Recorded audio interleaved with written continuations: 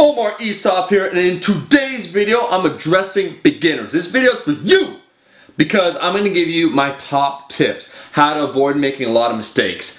I'm doing this after I got feedback from you guys. A lot of my topics deal with more intermediate or advanced subject matter, such as, CNS potential, limb length, a low bar versus high bar. Some people just want to get gains and they don't know where to start.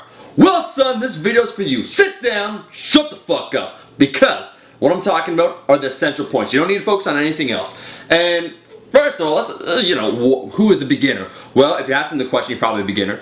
If you have less than a year of training, you're a beginner. If you have not accumulated that initial 10 to 12 pounds of lean muscle mass, you're still a beginner. As this beginner, you could take advantage of a couple different things, such as newbie gains. What I mean, let's first talk about training principles.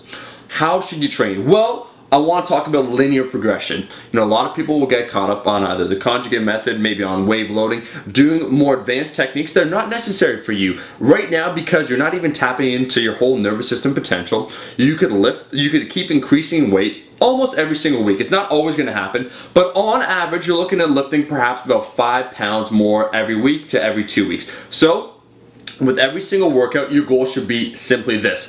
Dominate the weight and see if you can slightly increase the weight. That's all you're really focusing on. 2, what I want to talk about, the compound fundamental movements. Is it time to specialize? Is it time to do cool exercise variations to target specific areas of your body? Fuck no. You're just getting started. As such, you got to keep to the simple fundamental movements. Everybody that's a beginner should be squatting, deadlifting, and bench press. Now is not the time to be doing, some funky new crazy variation on the bench press. To substitute a bench press for, perhaps for like a chain floor press. No, you stick to the fundamentals. The big compound movements is what's going to get you results. Another thing I want to talk about is that same idea, because you're a beginner, getting back to it, you can't really handle as much volume. Yeah, you can do full body workouts. I actually advocate that. But some people ask me training frequency. In general, beginners should train less frequently because your body can't handle that high threshold. It's not used to being recruited that often. So training 6 times a week is not wise in my opinion, or 5 times a week. Most beginners will train 3 to 4 times a week.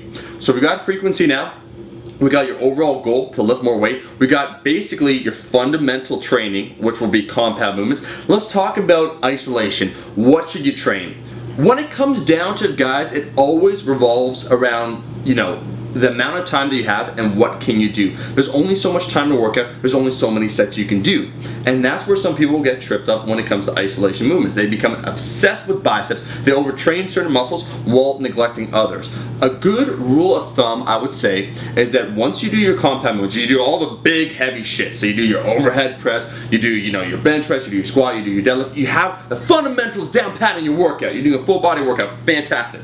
After that's over, you can allocate, let's say, approximately 10 minutes to do isolation movements. Areas that you want to in particular improve. So your biceps, you feel they're too small, go ahead and train them. Your triceps, that's the time. Don't get it twisted.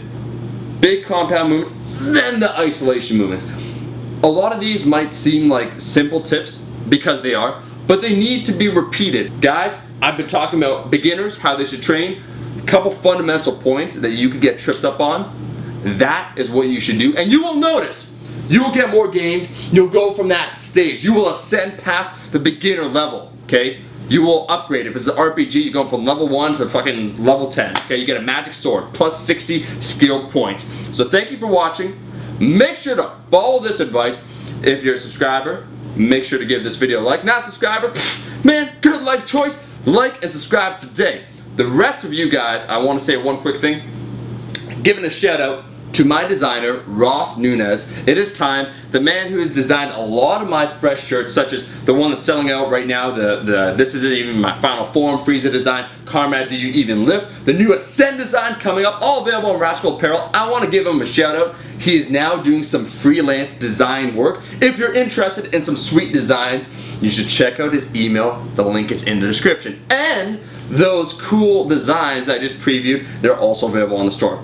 Thank you, and I'll see you guys in the next video. Peace!